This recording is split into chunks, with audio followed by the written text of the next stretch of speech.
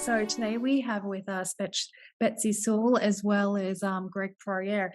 Betsy, you're the head of marketing at Aware, and you've been there for about 4 to 5 years now. Prior to Aware, I'm looking at your bio, and what's interesting is you helped change the Columbus skyline with the rebrand of a Fortune 200 organization. What's that about? Yeah, so I was part of a massive rebrand for a huge company here that's headquartered here in Columbus, and we literally changed the skyline by changing the brand, changing the messaging on the what I would refer to as the ivory tower downtown. But just really, it was a really fun project to be part of. Fantastic. And Greg, you're the founder and CEO of Cloud Kettle.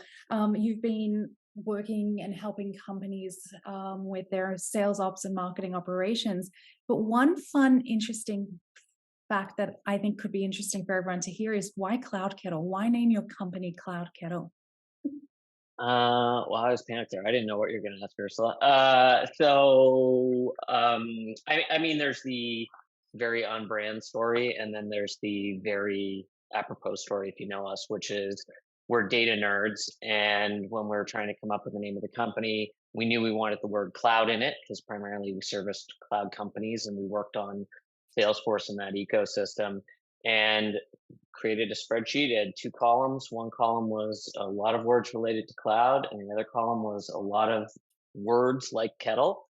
And we ran that through a script to check on whether or not the Facebook slash Cloud Kettle, Twitter slash Cloud Kettle, cloudkettle.com, etc. for each one of the domains was available. And I think there was only four of every permutation and combination name we came up with that we could get the .com and all the social media identities for.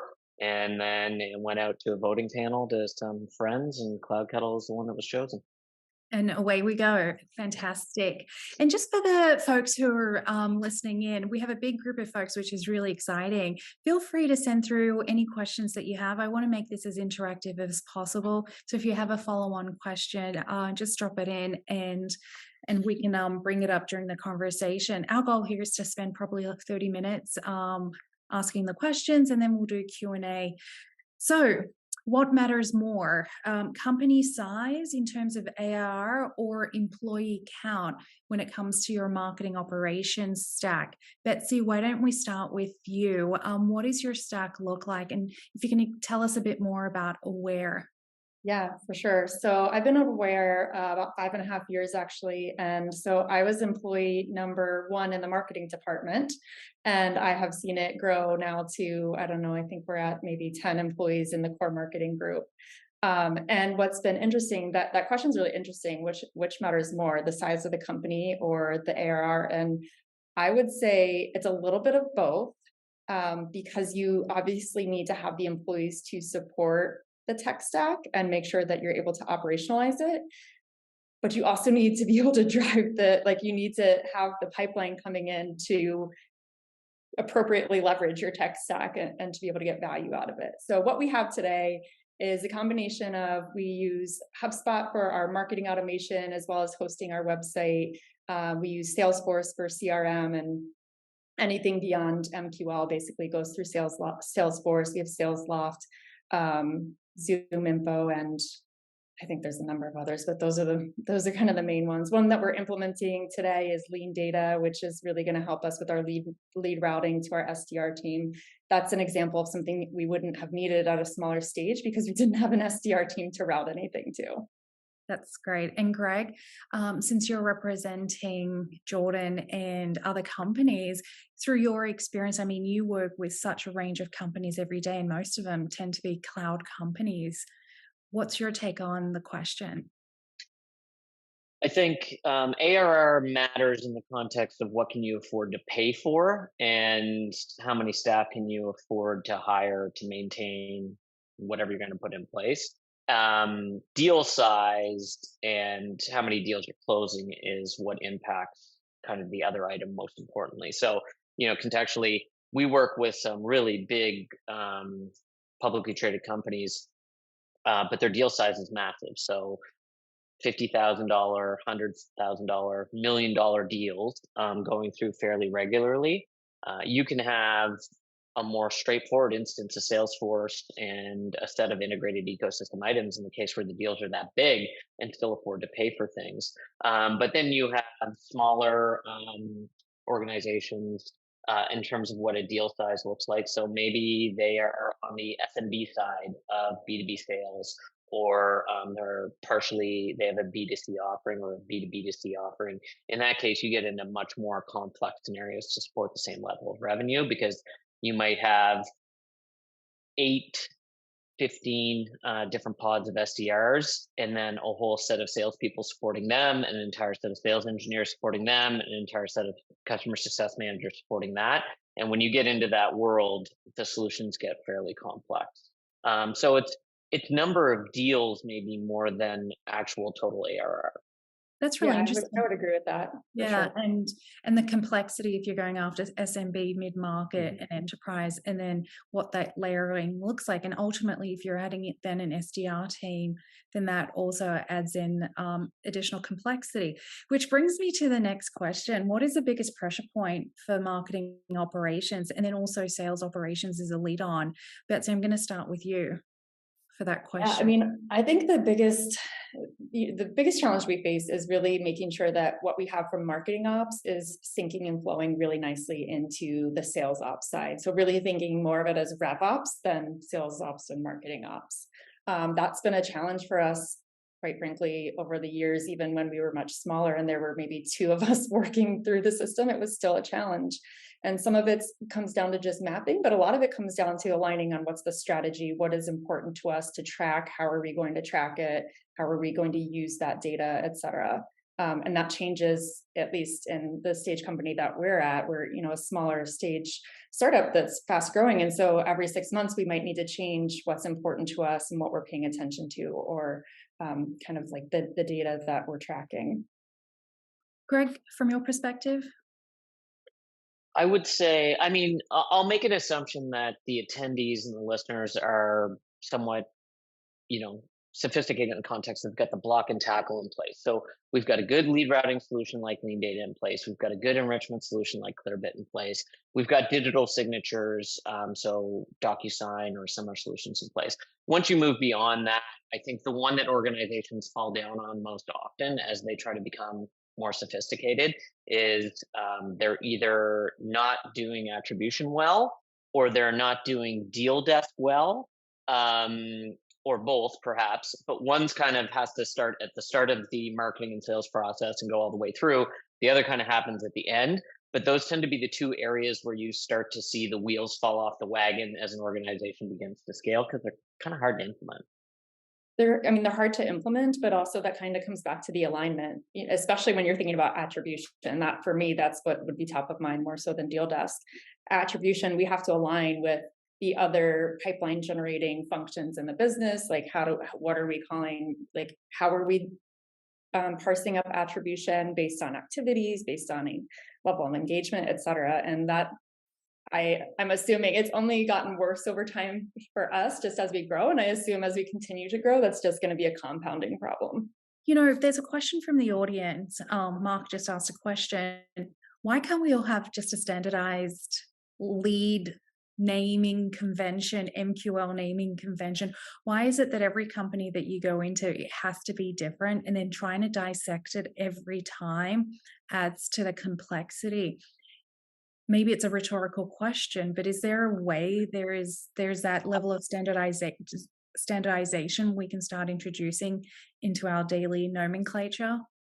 I've got some strong feelings about this. First. Okay, I'll go first. So, I mean, part of the problem is this is a purely personality-driven problem, essentially. So, almost every organization, despite what they think internally, has a fairly similar process that something has to go through for a sale to be made. So, we encounter a lot of organizations who have come up with their own name of what an NQL is. They've come up with their own name for what an SQL is. They come up with their own name for what an opportunity is. And in reality, you talk to them and you're like, okay, well, what's this thing called sales verified opportunity? And they're like, oh, well, that's when a salesperson has looked at a lead and they've checked and they think that lead is ready for a sale. So the SDR hands it to a salesperson. It's like, Yeah, that's a sales qualified lead. That's literally what 75% of the people out there are calling it. And because you're not, you have to not only reconfigure every system you put in place, you have to re-brainwash every experienced salesperson you hire to understand this new acronym that you've developed that there's already an acronym for. Mhm. I feel And that so hard right now. yeah. So Salesforce comes out of the box with, a set of these terms. Most marketing automation platforms do. They're fairly consistent across the industry. It's just that most marketing leaders and most sales leaders feel a certain need often because of usually company history to either preserve or introduce some terminology that maybe they don't really need. A lot of the time, it comes from some well-meaning but very profitable sales training organizations who've come up with specific methodologies, and they're good methodologies. I just wish they would not use their own acronyms. Yeah, it's so true. I have another question that's popping up as well. You know, the reality of the environment we're in, right? There's a ton of layoffs, marketing's getting squeezed with budgets. We need to be doing more and more. We need to be doing more and more. One thing that I'm hearing more often is we need to switch gears to ABM. Inbound in some ways isn't working, and now we need to switch gears to ABM. Betsy, how is that? Are you seeing that are you seeing that where you're at? Greg, you smiled as well. Are you seeing that kind of shift? Okay, inbound's working, but not great. We need to accelerate growth. Maybe we need to start thinking through an ABM strategy that's actually more potent and shift everything for that. Betsy, let's start with you.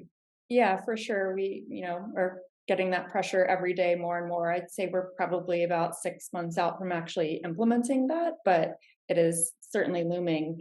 Honestly, like you're always going to need inbound. That's always going to be important part of the strategy. It just may not be the bulk and volume that you're looking for in terms of pipeline, but it's kind of it needs to always be on. The ABM can work really well and be successful if you have a pretty clear idea of the accounts that you want to target, and especially when we're thinking about enterprise grade accounts, these large accounts. And for us, where we have a number of different use cases and potential personas that we can sell into, that makes it really important so that we can hyper target into these accounts from a variety of angles. Can you do it without buying a platform? I mean, I think you can start without buying a platform for sure. Yeah. And then as you grow and scale, then, it's kind of like crawl, walk, run, right? Yeah. Greg, you're nodding your head. What Yeah, are your thoughts? I'm so I mean, part of the problem with ABM is it tends to come in two flavors. So the first flavor is organizations mandating at a leadership level that they're going to move to an ABM kind of model, which is great. But what they're calling ABM is actually just sales and marketing working together in a way that should be the norm in an organization. They're not doing account-based marketing. They actually just have a scenario where marketing and sales agree who they're going to sell to, and marketing helps market to that group of people and helps enable sales on that front, which is not ABM. ABM is, hey, we're going to narrow down some very, very specific ICPs that both sales and marketing agree on. And we're going to very specifically target small groups of high potential organizations within those ICPs. And you do not need a big, expensive platform to do that in the beginning. In fact, you're better off not doing that. Most of our clients where they actually see success is they invest in first getting consensus between sales and marketing on what the ICP is. And in many organizations, that doesn't achieve liftoff. And so it's a good thing they did not purchase $100,000 worth of ABM software. Then they actually can come to that consensus, and then they start small. They start with 100 targeted companies maybe that they're going to market and sell into. And once they start to see some traction happening there and that working, that's a time to start thinking about investing in a solution. Got it. And that's the time to start investing in a solution. And then I guess the output there, success metrics would be things like, deals created, pipeline, faster time to closing deals, et cetera, and the like. It also Okay. kind of brings up that attribution challenge again, too, when you're dealing with ABM, because you do have a number of different ways that you're influencing a potential account. And that just creates an attribution nightmare. And Greg, when we were kind of planning this call, you mentioned previously that one of the biggest things that you rip out at client sites is actually ABM technology. Yeah, the running joke at Cloud Kettle is we make more money ripping out instances of ABM platforms than we do deploying them. And the reason is that they fail to achieve liftoff at an alarming rate. So the majority of ABM initiatives that we see at companies fail. And the reason is because marketing and sales can't build the consensus required to make the investment successful. And the other main reason is that there's not a sufficient investment in content.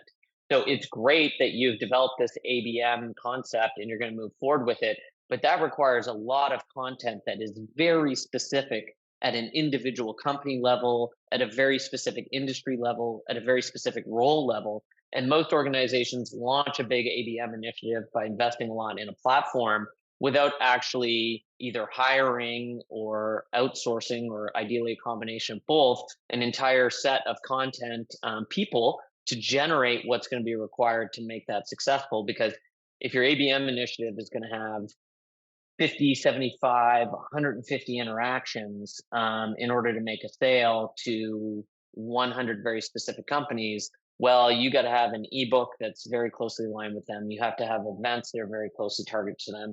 You've got to have ads that are specific, maybe even to a specific company or a specific level. And most organizations don't budget for that. They spend all their money on the technology and they don't actually budget for the things that are going to make that work. I'd like to ask the participants if you could type in the Q&A what your experiences are around ABM, and towards the end of the webinar, I'm going to read some out. So I would love to see everyone's feedback, how they're experiencing ABM today and what their challenges and success stories. Would love to see some success stories as well. Betsy, this is a question for you. When you're looking to hire a marketing operations expert, how do you determine level and qualifications? And how do you know they're going to be good? So I think level really depends on what you need as a company. So for us, we're a smaller team, we're a smaller company. All in, we have maybe 110 employees, and the marketing team makes up a pretty small portion of that. So for us, we needed somebody who comes in with a wealth of experience that can play in a lot of different areas, but not be so far removed that they're not going to get in the weeds. Like, we need a thinker and a doer. And so for, looking for the right profile of that, the things that we looked for are, what types of organizations has this individual worked in? And for us, we want to see somebody who has maybe worked in other startups or smaller companies, who has built something and been there like from an early stage to a later stage, has seen how the problems we might be coming up against in the next stage of our company. I also think it's really helpful and useful to look for somebody that has spanned experience across both marketing and sales ops, or in a cross-functional role, whether that's individual on each side or a cross-functional role, can be really helpful because they understand the challenges that each group might be up against, and be able to empathize with the other side, if you will. Yeah. Because they do have to be a strategic partner across both, and they need to work really well. How do you be sure you're going to get what you need?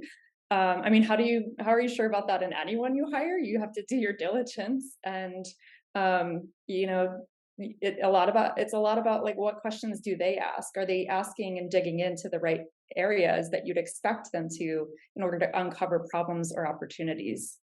Yeah. Greg, what's your thoughts around that, since you probably see a lot of job descriptions and you help hire for all of your clients? I would echo something Betsy said, which is we love to see people in marketing operations who had some kind of background in sales. So they in university had a summer job selling cell phones to the local mall kiosk. They were an SDR and managed to claw their way over to marketing land because that's what they did in university. Like there's a number of ways, but somebody who's got that experience of working in a quota-based reward atmosphere, that brings a lot of compassion and understanding on the marketing side that I think is really important. On the technical side, that's a much harder scenario because in many organizations, especially when they're hiring the first marketing operations person, it is very easy as even a nascent marketing operations person to just pound somebody with jargon in an interview. And it's going to be difficult to tell if that person knows what they're talking about or not. So it's really a case of tell me how you solved this problem at company X when you were there. Tell me how you would solve this particular problem. And then on the very technical side, for most of our clients, certainly we don't do recruitment, we don't do HR or anything like that. But for most of our clients, both on the sales operations and marketing operations side, just as part of the general engagement, we're validating their job posts before they put them up because we see quite a few of them and we know what the market out there is for certain types of candidates. And then also we're usually doing the last interview before the hire. So the candidate has made it through the entire interview process and we're doing a final screening on a technical aptitude level that the client can't do internally because they don't have that expertise. If you're hiring your vice president of marketing operations, you don't have somebody who can validate whether your vice president of marketing operations knows everything they need to know from a technical background, and the same for sales operations. So we're often doing that technical assessment at the last stage of the interview process as well. Yeah, Very just cool. to build on that a bit, like having, in the interview, asking those questions, like how would you approach these scenarios? What can be really helpful is put in front of them some of the real scenarios that you have faced, and hopefully ones that you've actually like potentially solved, so that you can understand how they might think about it differently than you did, or just be able to really recognize and understand how their critical thinking skills, because that's going to be really important. Problem solving when something breaks, which it always does. It Yeah, always and does. Yeah. somebody who's sophisticated or actually is battle hardened is going to say things like, well, here is how ideally you would be able to do attribution. However, it's quite possible that sales leadership is going to not be on board with that idea. And so you have to have a plan B. Or it's quite possible that the data is going to be in a state where that wouldn't work initially. So this is how you would start. Like, look for scenarios where they're giving asterisks on their answers, because if they're not, they haven't operated in the real world for very long. Yeah, they're just speaking on theory. Yeah. They've just read the HubSpot blog. Yeah. And then, retention is really important right now, given the market conditions we're in right now. How do you enable a strong retention strategy within your ops strategy? Is there anything you need to do differently within your current tech stack? Yeah, I mean, that's a tough one to answer. Anything we need to do differently to enable employee retention? No, sorry, customer retention. Oh, that makes more sense. Okay. Yeah, so there's a lot that we should be doing that we're not doing today, and in terms of just customer marketing and automation, and that really has to be a joint effort, not just between sales and marketing, but also customer success as well, if that doesn't live within your sales organization. And it's no different than any other kind of campaign. It's just your audience is a different target. So how can you keep them engaged? Where we have a couple of different levels of customers in terms of like the level of support that they get from customer success. So it becomes really important for what we call our advanced support customers, who are mostly engaging in a digital perspective. It becomes really important for us to stay top of mind, because they may not have an ongoing regular interaction with a CSM.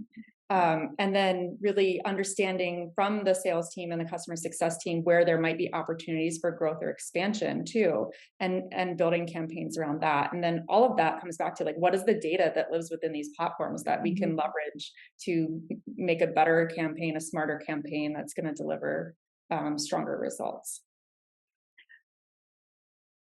How often should one be cleaning their email list and their email database? Because what I'm hearing consistently, it all starts with the data. And how often are we looking at our database and saying, our database supports 50% of our ICP, it supports 30% of our ICP, therefore we need to go and do some list building exercises, maybe content syndication, maybe, non-pipeline generation things for right now. You guys are nodding your heads. I don't see many companies in my experience actually really value a clean email database as much as they should. Greg, what's your experience around that? I mean, we encounter this obviously every day. And part of the challenge is that marketers live and think in a world where a lead costs us an average $1.83. So when you come to them and you're like, hey, there's 100,000 leads you should delete, they're like, well, that's like $183,000 worth of stuff that I paid for. So we try to reposition that conversation, which is, listen, in today's much more regulated, much more compliance focused world where we have, relatively new legislation in California and other jurisdictions, GDPR is pretty well established. In that world, every record that you have that has somebody's personal information has a cost, which is what is the penalty that you will pay per record, which is how most of these regulatory regimes work in the case of a breach. Because it's not so much if you're going to be breached scenario in today's world, it's more of a when you're going to be breached scenario. And in that context, if you know you're going to pay a certain number of cents per record, there's a cost for every record that you hold on to. If you assume that you're going to have a 10% chance of a breach this year, and the penalty is going to be 50 cents per record, and you have 100,000 records there that you should not be holding on to anymore because you haven't talked to them in 3 years, then that's a $50,000 cost for holding those records. So that's kind of how we approach that conversation now, which tends to be far more effective, especially if you have legal or compliance or a security team in the room. So I have to laugh a little bit as you're describing that, because I literally have legal breathing down my neck to agree to a retention policy in terms of how long we're going to keep these records. And it's funny because we're fighting the battle of like me as the marketer saying, no, I want them all. I want to keep them, not for any like particularly good reason, honestly. Like there's somebody we might not have engaged with, to your point, for 3 years. Where we land though is like everything that you said is accurate and makes sense. We have plenty of legislation. It's not even just about the risk of the breach. It's also just about like the privacy regulations of like, if you don't have a reason to hold on to it, you shouldn't be holding on to it. And it's actually not that valuable. It probably costs me more in my HubSpot contact record storage to keep all of these contacts that are not meaningful or valuable at all to me at this point, because they're not engaged. They're probably not even at this company anymore, for all I know, with the way that the market is today. But I think something that we're implementing, and we honestly should have done a long time ago, is just a standard, okay, like, whether that's 12 months, 18 months of non-engagement, like, do you kick off a cadence that's like kind of last chance? Here's the movie trailer, you're not clicking, you're not buying in, then like out you go, let's purge you. And maybe we'll re-engage at some point. Because if they're like, what's the point of having them if they're not engaging with anything that you're putting in front of them? And isn't that fascinating? Because as marketers, one of the big things we kind of get measured on is the size of the database. And when companies get acquired, they always look at the size of the database because, when you think of product-led motion, it's all about how quickly you can increase your database size and have them, signing up for your product. And because at some point you can re-engage with them. And maybe that's just a fallacy. They're not interested. Yeah, it may also be the type of motion. So like product-led would be massively different than maybe just an enterprise sales motion. It also could have to do with like the type of product and the cost of the product, where maybe it's something that's a much lower cost, but it's only relevant in certain scenarios, and that person just hasn't reached that scenario yet. And I mean, I don't know how many email lists are you subscribed to that you keep getting the emails, you don't unsubscribe, but maybe at some point you may like, oh yeah, I really did need that new pair of jeans. Let me click on the Gap email. Yeah, that's very true. Greg? Well, to echo what Betsy said earlier about having that last chance campaign, I think that's a really good first step. And most companies don't even have that in place. So that's a very good first step. The second step, though, is automatically purging them from the systems, which is where most companies fall down. Yeah. So what happens is that once a year, somebody gets the new bill for their expanded storage in Salesforce or in their marketing automation platform or whatever the case may be. They freak out. Everybody has a big meeting. Then there's a big conversation about how we're going to delete these records, and it takes like 6 weeks of negotiation back and forth between parties. And then a big batch delete happens, and then in 1 year you repeat the process very predictably. I could probably put a calendar invite in my calendar for some of our clients. Success looks like taking all those energies and meetings and calendar invites and everything else, and actually stating, we're not going to have this massive purge. We're, as part of this, going to build an automation that once a week automatically purges all these records as people hit that point and have not responded to the last chance campaign. And then you don't have to continually have that conversation anymore. And you're just staying in compliance automatically. And that makes legal much happier in my experience Yeah. as well. Yeah, legal Okay. loves a repeatable, documented process Yes. for Yeah. sure.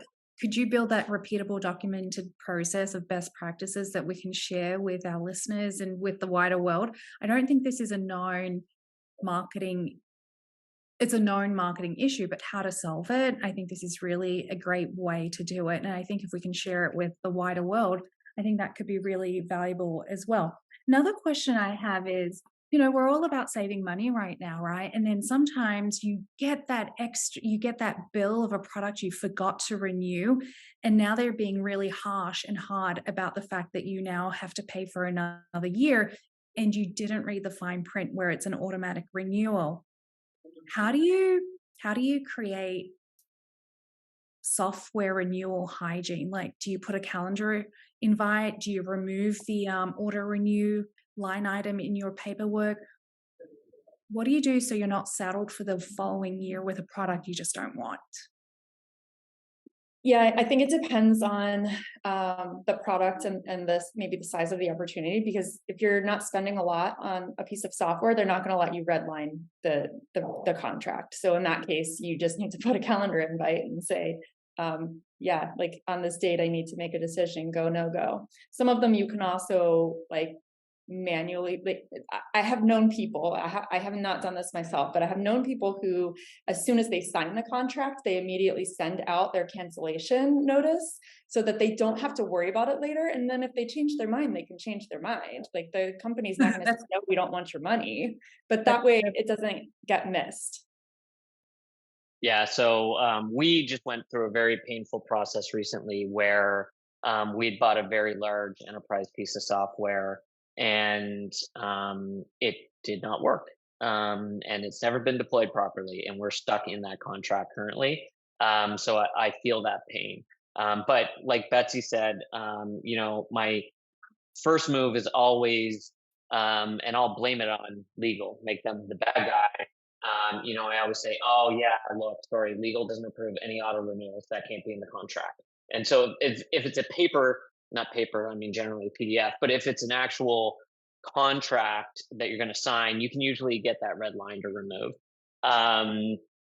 The second move is if they don't do that, then I send immediately after the contract is signed, I send an email, and then I store that email and I have it pop back up in my calendar 364 days later, which said, I cancel this, we're not renewing.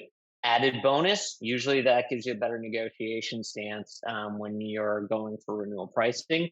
And then my third one is, for every piece of software that I buy, I have a meeting invite in my calendar for 60 days before renewal, just to remind me, like, Greg, is your company actually using this thing? Name of piece of software.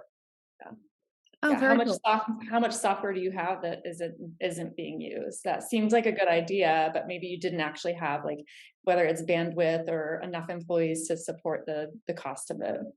Or something changes, like you don't need ABM anymore, or Yeah. you get acquired. Yeah. On that, Or you have duplicative like software that like one group went after this one software, another uses another, and suddenly you have two software. That's a very, very common problem. Yeah. And so one of the solves around that is, for most of our clients, we're often doing an audit of their marketing operations and sales operations stack. And one of the things we'll ask for is for them to go to accounting. And accounting in most major accounting platforms can categorize expenditures. and we ask them to pull a list of everything on a credit card and everything that's been invoiced that comes into the category of software. And then we go through it so that we can see the repeat, because often you'll have two departments paying for two separate tools that do the exact same thing. That's a really good point. I do like the credit card transaction ones as well. On that topic, though, if you had unlimited budget, which product or platform would you want to add ASAP? I think for the natural next step for Aware is to add in an ABM technology. But again, it goes back to that like crawl, walk, run. I don't think it's like, let's go get the platform and just drop it right in and expect everything to be rainbows and butterflies. Like there's a lot of work that has to go into it. And you need the bandwidth to support not just the technology, but to Greg's point, like you need the content, you need the strategy, you need alignment, all of those things. So it's not even necessarily a money constraint. It's also like a strategic constraint as well. That's true. Greg, what about you?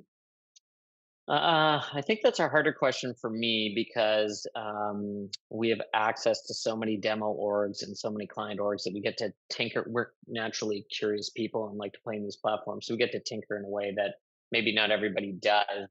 I think the thing that would be tough to justify for CloudCo as a 50-person company would be Salesforce's CDP solution. I don't foresee a scenario where we could logically invest in that ourselves. That would be the one where I'd be like, oh yeah, if that popped up for free and we could leverage it, definitely we would take that. I love that. I love that. So we're kind of on time in terms of the questions. I think this has been really exciting conversation. I'm going to go back and refer now to what folks said around their ABM question that I asked. So David said, we've dabbled with ABM Lite, but don't have the budget or the team to support a true ABM program. Rebecca basically put together the emoji, the brain emoji exploding. So that's one response. And I think that's a great response when it comes to ABM. And a couple of other folks have pretty much said similar things, that we've dabbled in it, we've dabbled in it, but then when people leave, then we have to start over again. And then another person mentioned that LinkedIn's a great place to start. And yes, it's always about content. And in terms of content, it's okay to reuse the content, perhaps just change the ads look and feel, and maybe the cover imagery, and then that kind of recreates interest and more awareness. So you don't have to keep writing you don't have to keep writing new content. You can break it down into small bites and actually change the design structure, and that should actually give you more longevity.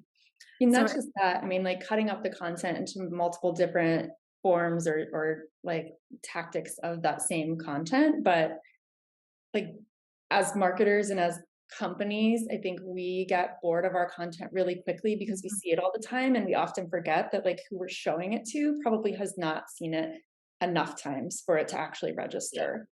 Absolutely. A question that I have from Michael: when do you bring in an agency to support your efforts? What's the balance between keeping it internal and raising your hand for help for operations? I mean, I can say we didn't raise our hand for help soon enough. We tried very hard to keep everything in-house for way too long. And I think the result of that is we've got a lot of things to unwind and untangle. And bringing in an agency allows you to have an outside perspective who's done it with multiple clients of different stages, sizes, and needs. And you can lean on them for best practices. What does good look like? And what's a roadmap to get to good? Where you're still going to need people in-house to support that, but that allows you to not just have like a solid aspirational goal of where you're going, the guidance to do it, but also helps accelerate it. Because otherwise, if you don't lean on an outside source, you're like, it's trial and error over and over, but like infinite loop, because you're, maybe two people sitting behind a keyboard trying to figure out one problem after the next. And it's just like, you fix one and suddenly that breaks something else. And if you've never been there and seen that before, then you're not going to be able to think 4 or 5 steps ahead of what might happen. What are the implications? And that's really like truly valuable. It's almost, you're actually probably costing your company more by not bringing an outside resource in the long run. Very cool. And for the record, Aware does not work with Cloud Kettle. So that's just a personal feeling, That's which my personal I agree. opinion. Which I totally agree. Greg, what's yours? Since you are on the agency side, when do you see the perfect moment or the perfect storm? So I would agree with Betsy. Most organizations don't bring somebody in early enough. I think one of the biggest issues with that, to kind of paraphrase and expand upon what Betsy said, is a lot of marketing and sales operations problems are very thorny and complex, but they've been solved. You're not a snowflake. You're not that special. Your company's issues are actually pretty common and repeatable issues. And so if we look at attribution, even a very experienced marketing operations or sales operations person, let's say they've been in marketing operations and sales operations for 6 or 7 years, which would make them like very experienced in this world. Um, and they've worked at 3 companies, they've tried to solve attribution 3 times. And if you're going to an organization that specializes in marketing operations and sales operations, you're going to get an organization that solves for attribution twice a month. And similarly for deal desk, similarly for all these different points in the sales funnel and marketing funnel that can become pinch points.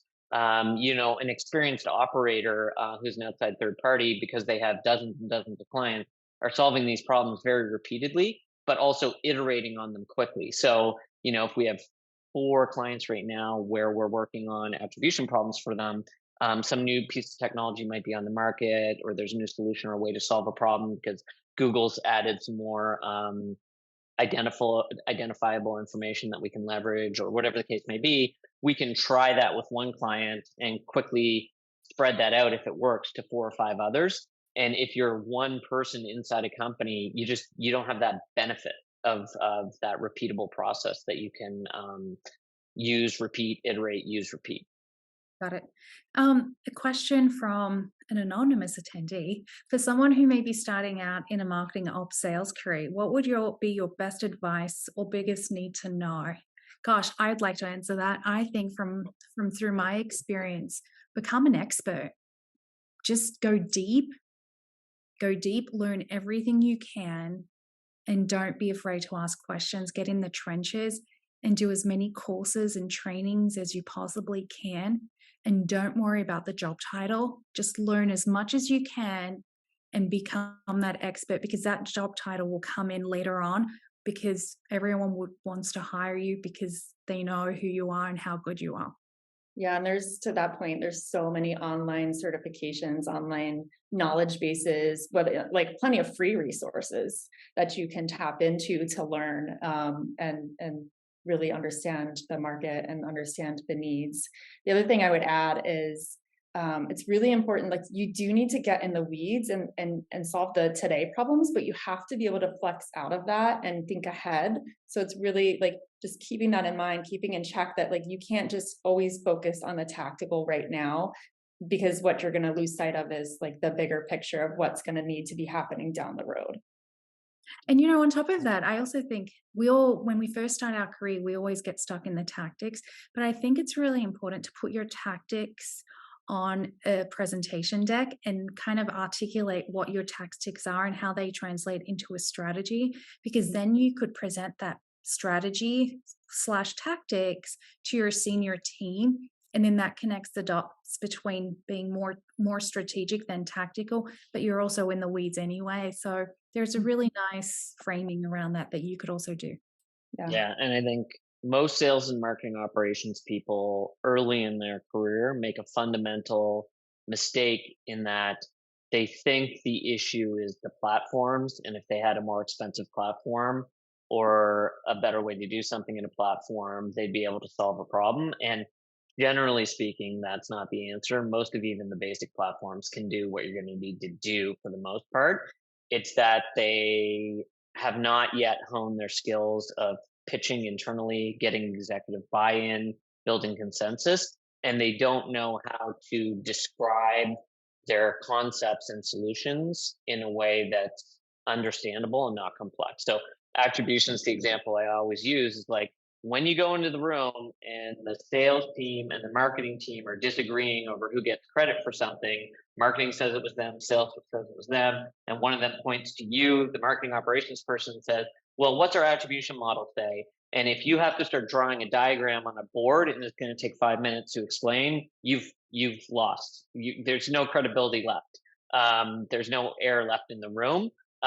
You have to be able to explain very simply something that may or may not be a complex system, but you have to do it succinctly in a way that executives are going to care about. And most, especially early in their career, sales and operations people get way too into the technical weeds and think that's the important part. And it usually isn't the most important part in those scenarios. Yeah. It's not the like, how do you do it? It's the what and the why. Like, give me the highlights. I don't have time for all of the details. That's your job.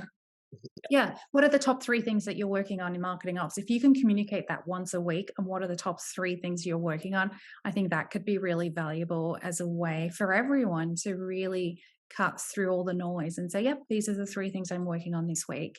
And I think Yeah. that's really important. I think this wraps us up. Oh wait, we've got another question. If you're a sales ops team of 1, what's the best place to spend your time, resources, and money that will ultimately provide you the biggest impact? Greg, what do you think there? So, well, I guess it depends on whether your view of the biggest impact is the impact on your salary and career or the impact on the organization, although hopefully those 2 things are aligned. Making the assumption that you're using Salesforce, and if you're really passionate about sales operations, my advice would be go to a company that's using Salesforce because it's 90% of the enterprise sales operations jobs out there. Making that assumption, get certifications and take Trailhead. Trailhead is free. And it is, as a person who's been using online platforms for training for well over a decade, since online platforms for training were available, I guess, it is the best one out there, and it is free. And you get a lot of credibility in the ecosystem based on having those certifications, but also Trailhead, as you move through it, forces you to do exercises, and then it goes checks your work. So it's teaching you how to build a piece of automation that is going to migrate certain opportunity stages. And then it makes you go do that in a Salesforce instance. And then it goes and checks whether you did that correctly automatically in the background and comes back and tells you whether you succeeded or failed. So unlike most online training where you're just reading a bunch of stuff or watching a video, if you don't pay attention and lose focus, you get the exercise wrong and you have to start again. And so it ingrains the actual teachings in a much better way. That would be my 2 cents. I love that. I think that's amazing. And the fact that it goes back and checks your work, that's really valuable stuff. It's like having a teacher to help you with that and then kind of guide you. Greg, which sales software did you say you would get if it was free? I had my volume 2 for a moment and missed it. Oh, the CDP platform, correct? Yes, the CDP. Can you explain more about what is the CDP and how that helps and why you want it? Do you want this webinar to end today, or is this more of a What, 2 natural can minutes? flow over to tomorrow thing? It's a customer data platform, and essentially it is a giant warehouse where you store customer information from your Google Analytics platform, from Salesforce, from your marketing automation platform, from your subscriber database, and you can put it all together in one place. But most importantly, CDPs have identity management as a concept. So they can take all these disparate data sources that do not match up, and they can build an identity of a person and resolve an identity of a person who's got one personal email address, one work address, one subscriber key, an anonymous pixel on the website that's generated by Google Analytics, 15 profiles on 15 different ad platforms, and kind of combine them in one single identity that you can then market or sell to. So that's the kind of value proposition. That sounds That's like a magic. marketer's dream. Yeah, that sounds like magic. And that kind of solves all the attribution problem, doesn't it? Is there such a thing as CDP Lite, like for smaller companies? CDP Lite usually looks like Snowflake with a BI layer on top of it and kind of mid-market ETL. So that's very doable. Either BigQuery because it ingests that data really easily, Google basically gives away BigQuery almost for free so that you buy a whole bunch of Google ads. So, BigQuery will ingest Google Ads data and Google Analytics data really easily, and then you can pipe in some of the other stuff. But yeah, Snowflake or BigQuery with an ETL and a BI layer is usually a good place to start if you're a smaller organization and you can't move forward with actually purchasing a CDP platform like Salesforce's. But then you need engineering resources and product resources, and then that becomes really the cycle of marketing's doom, of marketing sadness. You just have to stay scrappy and figure it out. Yeah, that's very true. Well, thank you everyone for your time today. I think this was really enjoyable and I learnt quite a bit myself. Thank you, Greg, Betsy, and Leslie, and Greg for hosting us. Really appreciate your time. This is recorded and we'll have that available to you guys in the next day also. Thanks everyone for joining us. Have a great rest of your day.